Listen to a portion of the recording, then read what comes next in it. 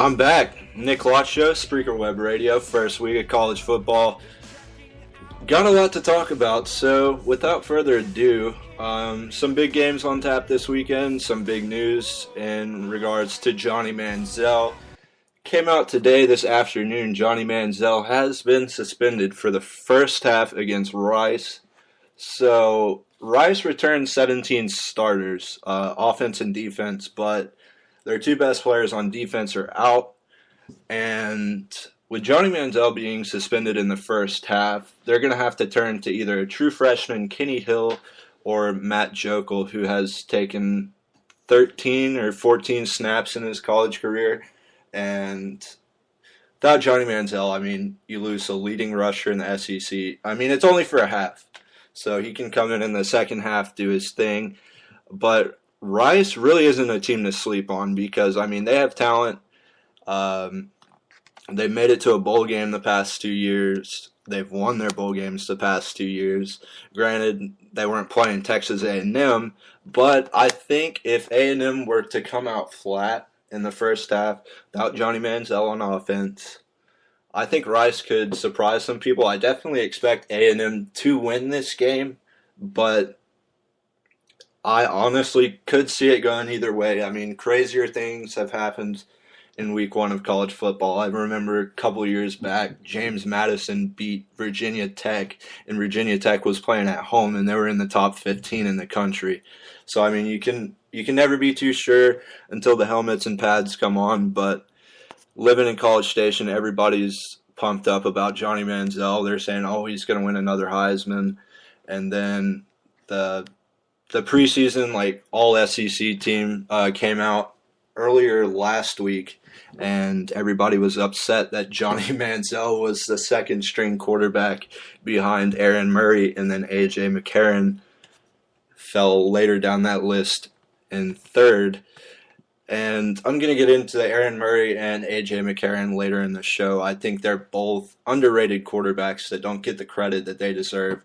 I mean, A.J. McCarron's going for his third national championship in a row, and without a doubt, Alabama's the perennial favorite to win. I mean, just look at who they returned defensively. I mean, they lost people, but with Nick Saban as a head coach, I mean, he's a hell of a recruiter. They're going to get people to replace the guys that went to the NFL. That's not going to be a problem. But back to this Rice A&M game, I just think that, I mean, I don't know how many times I can say it. Johnny Manziel is hands down, as much as I don't want to admit it. I wouldn't say he's the best player in college football. I'd say he's the most exciting to watch. And you can say, well, Nick, how can you say one and not the other? Well, you have to understand. And before I say this, let me just clarify. I am living in College Station to go to Blinn and transfer somewhere other than Texas A&M. I've grown up in a house where my dad went to Texas Tech. Texas Tech, Texas A&M are huge rivals. I don't like A&M. I went to the LSU A&M game last year and cheered for LSU.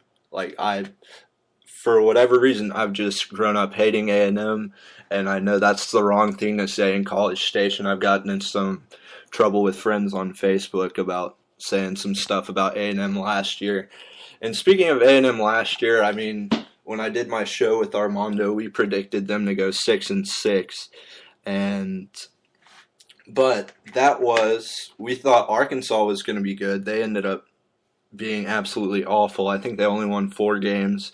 We thought Auburn was going to be good. Auburn's definitely going to be better under new head coach Gus Malzahn, and then they had a couple games that could have gone either way with Ole Miss and Louisiana Tech, but then you can counterbalance that and say, oh, well, LSU, A&M could have beat LSU, and that's very true. I mean, LSU only beat them by 4 points, so that game definitely could have gone either way.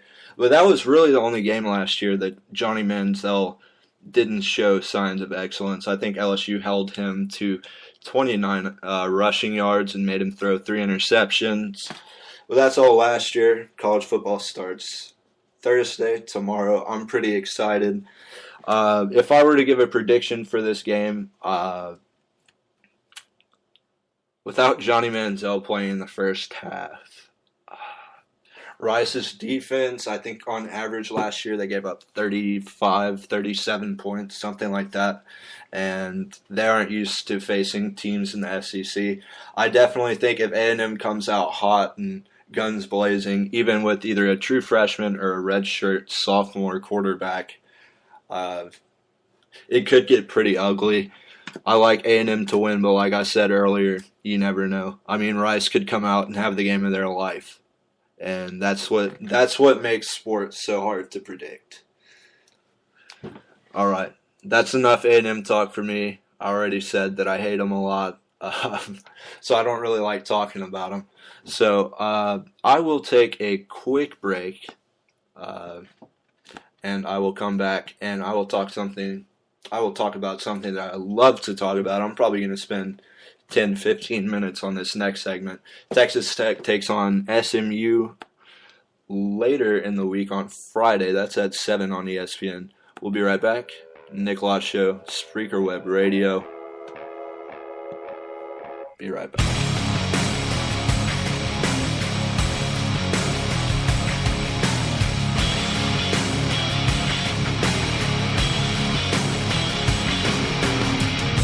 Ladies and gentlemen, please, would you bring your attention to me? Bud Light presents Real Men of Genius. Real men of genius. Today we salute you, Mr. Way Too Much Cologne Wearer. Mr. Way Too Much Cologne wearer. Like a bullhorn, your cologne announces your every arrival, 4 blocks before you get there. Here he comes now. Here a splish, there a splash, everywhere a splish splash. You don't stop till every square inch of manhood is covered. Everywhere a splish splash. Overslept and haven't got time to shower? Not to worry. You've got 4 gallons of cologne and a plan. Going on. So crack open an ice cold Bud Light, Mr. Way Too Much Cologne Wearer, because we think we smell a winner. Mr. Way Too Much Cologne wearer.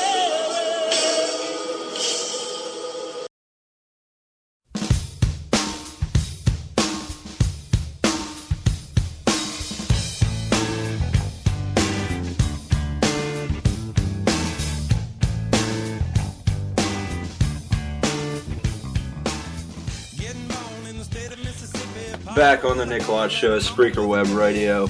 This segment, we're gonna talk about Texas Tech playing at SMU Friday night, 7 o'clock ESPN. What has happened to Texas Tech this offseason? My last show that I did, I interviewed former Texas Tech safety, now St. Louis Ram, Cody Davis. You can check that show out on my show homepage if you really want to listen. But Texas Tech hires former quarterback Cliff Kingsbury, stealing him away from A&M. And before I dive too far into this, I have a little story about a personal encounter with Cliff Kingsbury, believe it or not. Okay, so I work at HEB in College Station, right? And it was probably middle of September, so football season had just started. Johnny Manziel was becoming a household name. And Cliff Kingsbury walks into HEB, comes through my line. I know who he is. I grew up watching him. I mean, it's pretty unmistakable. I mean, he came like straight from practice. And I looked at him, I said, I love what you did at Texas Tech. And he said, oh, really? And I said, yeah, my dad went there. Like, I want to go there. I'm at Blinn right now. And he was like, oh, yeah. And I was like, I'd love to see if you could get back there. And he just kind of smiled and said, well, you never know what can happen. And a few months later, he's the head coach at Texas Tech. And, I mean, I've talked to a lot of people that have played on this team in the past and current players, and I mean, they're just nothing but fired up about this guy. I mean, he brings a very young aspect to their team. He completely revamped their coaching staff, bringing in past players. Eric Morris is he played wide receiver for them on the team that was really good in 2008 with Michael Crabtree. He's their co-offensive coordinator along with Sonny Cumbie, who is also a former quarterback. Trey Haverty, former wide receivers back there. Mickey Peters, former wide receivers back there. I mean, they just have a whole bunch of young guys that are really going to energize this Texas Tech team. And from a recruiting standpoint, this is possibly the best thing that could have happened. And it's really going to be a guy that the alumni can get behind because it's a guy that set records at this school. He loves this school, and it's just going to be a fun year for them. But this year kind of starts off with a little bit of a challenge. Michael Brewer was going to be their starting quarterback going into the season. Davis Webb, a true freshman, graduates high school in December and says, "Oh no, Michael Brewer, I'm coming up there in the spring and I'm going to try to take your job."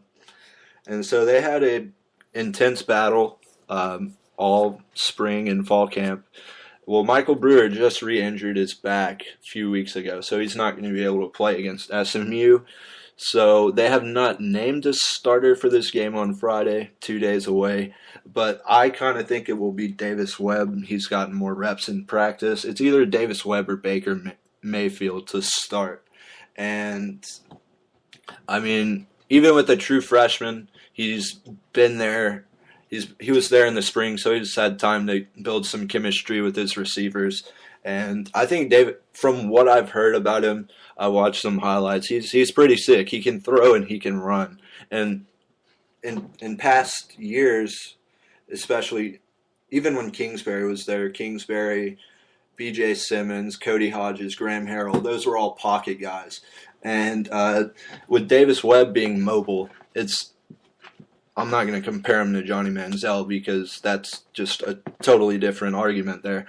But with the ability to move around and extend plays like Johnny Manziel was able to do, keep in mind Cliff Kingsbury was Johnny Manziel's right-hand man. He mentored that guy. A lot of people give Kevin Sumlin credit for Johnny Manziel's success. Yeah, that's true. I mean, he is the head coach. He deserves some credit, but you got to look at the guy that's working with him after practice.